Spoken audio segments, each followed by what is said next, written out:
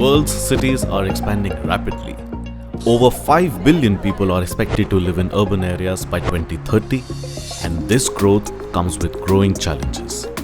Pollution, climate risks, biodiversity loss, and growing inequalities. Without a sustainable approach, these cities face an unsustainable future.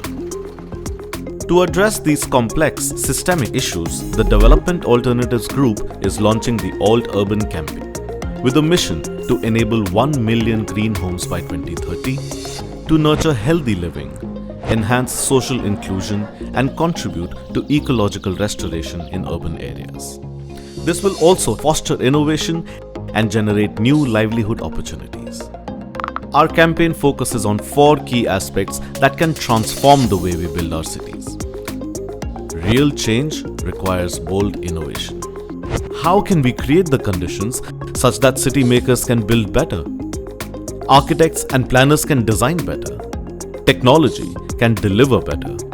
Citizens can demand better, so that we can all live better.